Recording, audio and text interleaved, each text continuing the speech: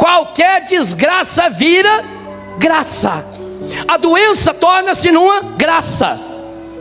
O pecado torna-se numa graça. Já citei isso de manhã. Quando a igreja nos ensina a fazer no sábado santo essa releitura naquele canto: exulte o céu e os anjos triunfantes, mensageiros de Deus desçam cantando, façam soar trombetas fulgurantes, a vitória de um grande Deus anunciando. Põe lá embaixo no meio do canto: ó feliz culpa de Adão, que nos mereceu tão grande Redentor. A igreja está ensinando um segredo que infelizmente a grande maioria dos católicos não aprenderam. Eu preciso reler minha história à luz de certeza.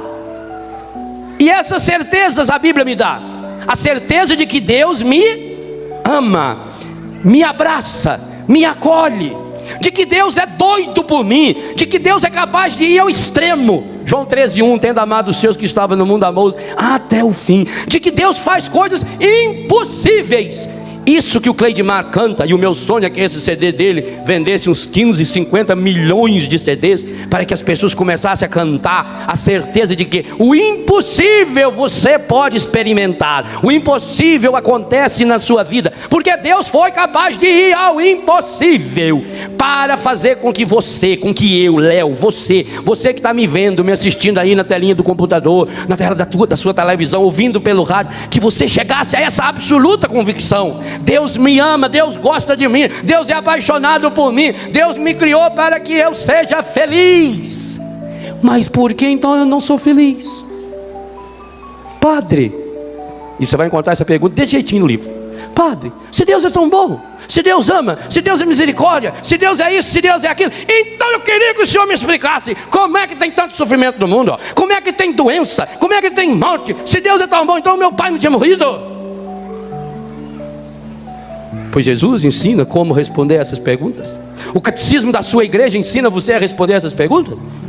Você vai encontrar a resposta quando aprender a fazer releitura da sua vida, retomar a sua vida, iluminar a sua vida à luz da palavra. E aí, meu irmão, minha irmã, seja o que for, se transforma.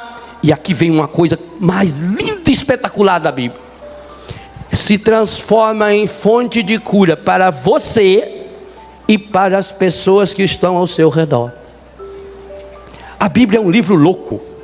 Do ponto de vista humano, isso é um absurdo. A Bíblia ensina você a rezar o seu pecado.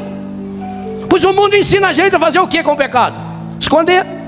Eu tenho que esconder as minhas deficiências, as minhas carências. A Bíblia diz não. Por isso que eu preciso aprender a rezar como a Bíblia. A Bíblia me ensina a rezar a partir do meu pecado. Gente, um dos salmos mais lindos da Bíblia, o Salmo de Davi, o Salmo 50. Quando foi que ele compôs esse salmo, que nós rezamos no mundo inteiro toda sexta-feira, toda semana, toda sexta-feira? Todo padre, todo bispo, todo religioso, toda religiosa, toda pessoa que faz a liturgia das horas reza o Salmo 50. Ele escreveu esse salmo a partir do pior dos seus pecados. Um pecado medonho, de sedução, de morte. Tanto que o profeta Natan vem até ele, mete o dedo na cara dele. Ele vai compreendendo o que nós fazemos com o nosso sofrimento. Por que é que nós não compreendemos o nosso sofrimento? E quando não compreendemos o sofrimento aumenta e torna-se cada vez mais fonte de desgraça, fonte de sofrimento para mim e para os outros. Então rezar com a Bíblia e rezar como a Bíblia significa: eu vou repassando a minha história à luz dessa certeza, iluminado. E aí eu chego a uma conclusão espetacular: quanto mais difícil foi o problema que eu superei, maior será a minha alegria. Releia a primeira frase do salmo de trás para frente, como nós fizemos: porque me livrastes, eu vos exaltarei, Senhor. Meu irmão, nós estamos buscando essa alegria. Eu vou falar na terceira pregação sobre essa alegria. Nós estamos buscando essa exaltação, esse louvor, essa felicidade, mas não vamos encontrá-la, porque não permitimos que o Senhor nos livre, que o Senhor nos liberte. Eu tenho que partir dessa experiência, a experiência de que Deus me libertou. E eu só tomo a consciência dessa experiência quando eu tomo consciência de que eu estou preso. Por isso, quando algo ruim nos acontece, nós não podemos fazer a pergunta que o mundo faz. A pergunta que o mundo faz é: por que isso me aconteceu? E quando eu falo por que isso me aconteceu, eu estou olhando para o meu passado. Pior, eu fico olhando para esse problema. Por que isso me aconteceu? E aí começa a vir pessoas e dando opiniões. Me aconteceu por isso, foi por aquilo, culpa do fulano, culpa do ciclano, isso aí já é por causa da sua avó, do seu avô, isso aí. E eu começo a justificar. E eu vou cavucando. Quanto mais cavuco a ferida, o que acontece? Ela aumenta, e além de aumentar, o que acontece? A mãe já ensina, ela passa de um lugar para o outro. Lembra da sarna? Hoje em dia quase não tem mais sarna, né? Antigamente dava sarna assim, rasgava o meio do dedo da gente assim. Aí a pessoa fica coçando, aí ela coça aqui, passa para cá. Aí coça ali, passa para lá. Aí cumprimenta a pessoa, passa para a pessoa. Porque fica cavucando. Eu tô, por quê? Oh, meu Deus do céu, por que isso? Por que aconteceu comigo? Quem vai morrer? Ai, meu Deus do céu, que tchau de gente ser bom. Ah, meu Deus do céu, isso me... Quanto mais eu perguntar por quê, quando eu perguntar por quê, só tem uma pessoa que pode me ajudar a responder. Quem? Quando você pergunta por que isso me aconteceu, só tem um especialista nesse assunto. Porque quando eu pergunto por que, eu estou olhando para trás. O cara levou uma tijolada no peito, ficou olhando para trás para ver quem tinha jogado. Nós fazemos isso? E aí a gente desacursoa. O franguinho foi atravessar a linha do trem, enroscou o pé dele num pedacinho do trilho e não conseguia tirar. Ficou preso ali, tentando sair. De repente, o trem. Aí veio o desespero, começou a bater as asinhas, olhar para o céu. Galinha reza, você já notou? Acaba de beber água. Em língua ainda. É bonito ver galinha rezar. Quando aquele trem estava vindo e o franguinho ali preso em cima do trilho, aonde o trem ia passar, ele começou a rezar. Nossa Senhora da Defesa, Nossa Senhora do Ataque, Nossa Senhora da lateral esquerda, ajuda eu! Ai, oh, meu Deus do céu, o trem está vindo, meu Deus! Quando ele viu que o trem estava quase chegando perto dele, ele virou para Deus e falou: também, se por acaso tem tombar, asa, não é responsabilidade minha. Meu filho, o trem não vai tombar não, vai despedaçar o trem nem. Nós fazemos assim. Eu fico cavucando o problema, cavucando. É igual quando tem uma espinha. Você fica aperta. Aí fica aquela cara parecendo aquela cratera, a cara do Lúcio Mauro, aquele negócio, que é coisa medonha na cara. Vai passar a unha assim, que lixa bem na cara dele. Porque eu fico ali, coisa. Já não incomoda quando dá uma espinha assim no meio das costas, que você não consegue tirar a fé da mãe. E você pega o garfo do lado assim, a faca, você encosta assim. Agora tem até umas mãozinhas que vem junto pra encostar, né? Encosta aqui até. Eu fico cavucando o problema. Quanto mais eu cavuco o problema, mais eu aumento. E além de aumentar, o que acontece? Eu tenho assistência técnica 24 horas. Na hora, de graça, depois vai cobrar um preço absurdo. Do único especialista em passado é o demônio. Eu cada vez estou me convencendo disso, e por isso tenho escrito bastante sobre isso. Por que que o demônio nos sugere a pergunta do porquê? Porque a única área da minha e da sua vida, grave bem isso que eu estou falando, a única área da minha e da sua vida que o demônio pode ter acesso é o nosso passado conhecido. Ele não tem acesso à minha consciência, ao meu coração, a não ser que eu abra uma porta para ele. Ele não tem acesso ao meu futuro.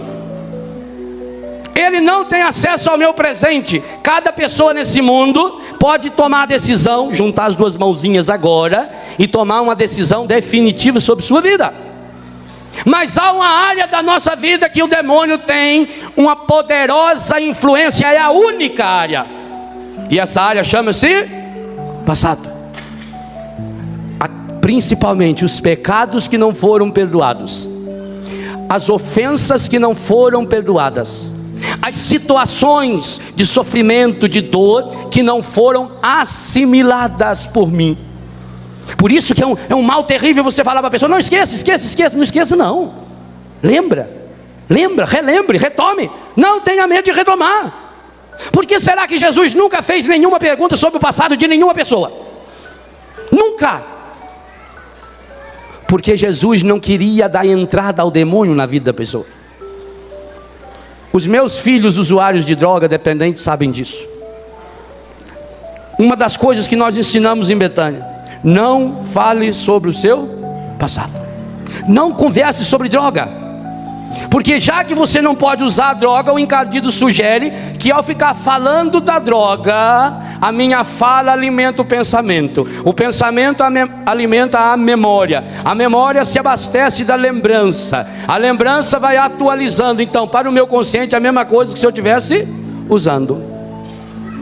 Se você quer começar uma vida nova, coloque o seu passado nas mãos do Senhor. Por isso a palavra nos garante: eis que faço novas todas as coisas.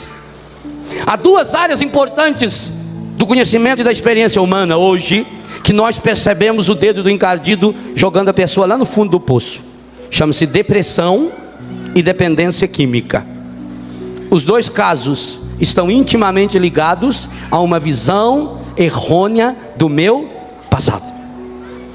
Ao retomar meu passado à luz do porquê, ao olhar para o meu passado, a luz não, a escuridão do porquê, com a assessoria do demônio, ele que é o pai da mentira, ele que é o pai do disfarce, ele que se traveste em anjo de luz, ele vai fazendo com que você desordene a sua vida, e aí não chega a lugar nenhum. É o pecado que aconteceu na Torre de Babel. Eles tinham material bom, eles tinham gente boa para trabalhar, mas eles não conseguiam falar a mesma língua. Eles colocaram um contra os outros. O que é o câncer? O câncer são células boas trabalhando de forma desordenada dentro de nós. O pior câncer espiritual que existe, porque inclusive ele alimenta os outros, é o câncer da prisão ao passado, à luz do porquê. Se você quer um segredo violento, mas você vai ver que não é fácil.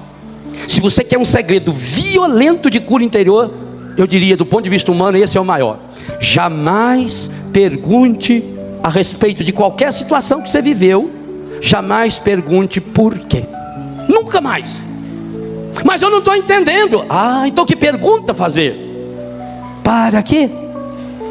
E ao fazer a pergunta para quê, só é possível quando eu pego com as duas mãos. Eu não posso pegar só com um dedinho. Eu não posso pegar com nojo. Você não pode ter nojo de você. Assuma você com toda a sua história. Assuma você com todo o seu passado. Não fique remoendo o passado. Por quê? Porque aparentemente o remorso é muito bonito. Ele até tem uma parecência de arrependimento, mas não tem nada de arrependimento. O arrependimento leva para Deus, o remorso leva para o buraco. Judas viveu o remorso, deu no que deu. No remorso a pessoa vê problema onde não existe. Judas viu o demônio em dois menininhos que vieram brincar com ele. Aumenta o problema. Quando você fica preso a esse passado, através da pergunta do porquê, você começa a alimentar o passado e a enxergá-lo com os olhos encardidos, sujos, e a remoer esse passado. E ao remoer esse passado, vai gerando em você o pessimismo. Você vai: tanto que eu sofri. Se eu fosse contar a minha história para você, desde pequeno que eu sofro. Meu pai não gostava de mim, na escola eu sofri, eu não tinha isso, eu não tinha aquilo, eu era assim, eu fui injustiçado, Isso vai gerando o pessimismo. O pessimismo alimenta o negativismo. O pessimismo vem a partir da constatação errada do meu passado. O negativismo é uma visão errônea do meu presente, projetando errônea e negativamente o meu futuro. Aí eu começo, não dá certo não. Abate sobre mim o desânimo. Meus irmãos, minhas irmãs, essa é a causa número 1 da depressão. Eu não conheço nenhuma pessoa deprimida que não fique remoendo o seu passado, especialmente as suas perdas. Segunda coisa, essa é a causa número 1 da dependência química. Eu não conheço nenhum dependente químico que não fica remoendo o seu passado, principalmente as coisas negativas, até para justificar. Terceira coisa, pior ainda, essa é a causa número 1 das pessoas com demência mental. Você vai num hospício, vai visitar uma pessoa doida, louca, doente mental, ela está remoendo o seu passado. Olha para o sofrimento, porque nós obedecemos, primeira leitura, nós obedecemos aos homens, nós obedecemos os meios de comunicação, nós obedecemos o nosso passado, nós obedecemos os nossos preconceitos. E São Pedro nos deu um grande segredo na primeira leitura de hoje: é preciso obedecer a... E o que significa obedecer a Deus em relação ao meu passado? As duas imagens que eu dei da capa do livro: colocar o meu problema, não interessa o tamanho dele, sob a luz. Como é que você acha alguma coisa no escuro? O sujeito estava embaixo do poste procurando. O cara falou: o que está procurando? Estou procurando a minha aliança. O cara ajudou a procurar, ajudou. Mas não está. Você tem certeza que ela caiu aqui? Eu falei: não, ela caiu lá atrás. Mas você caiu lá, como é que você está procurando aqui? Tá vendo que lá está escuro, como é que eu vou achar no escuro, velho? Meu filho, ou leva a luz lá onde você perdeu, ou traga o que você perdeu para a luz. Obedecer a Deus significa: eu preciso pegar meu problema, seja ele qual for, com as duas mãos, ou, se tiver algum exagerado entre nós, com as 4 patas. Talvez para alguns a capa do livro tinha que ter mais 2 mãozinhas menorzinhas assim por baixo, que anda mesmo. E apresentar, iluminar. Então, rezar como a Bíblia, a partir de Jesus. Quando me aconteceu alguma coisa, seja o que for, seja a desgraça que for, por pior que tenha sido a desgraça, eu vou pegar essa desgraça, esse sofrimento, essa dor, essa doença, e eu vou trazê-lo à luz de Deus. Eu vou iluminá-lo. Observe, gente, os médicos o que fazem. Acampamento passado eu estava aqui, na missa eu estava desatinado, uma dor terrível no ouvido. O show à noite com o Nelsinho, não sei nem como é que eu estava. Minha sorte é que eu já não canto nada mesmo, então não escutava nada. Ele tocava num tom, eu já cantava. Aí a Luzia conseguiu uma médica em Lorena. Fui lá, depois daqui era meia-noite, 1h. Primeira coisa que ela fez, meteu uma luzinha no meio da testa e outro tubo dentro do meu ouvido. Se não ilumina lá dentro, como é que ela vai ver? Podia ficar nós dois ali um dia inteiro conversando. Ela podia explicar um monte, dar uma aula para mim. Mas ela tem que ver. Ela iluminou. No que ela iluminou, ela viu que tinha um trenzinho lá dentro. Falei: tem um trenzinho ali dentro. Tem que tirar esse trenzinho. O senhor prefere com seringa ou com aquele coisa lá? Tanto faz, vai doer do mesmo jeito. Falei: então vamos com água. Esquentou a água. Olha o espetáculo, doutor.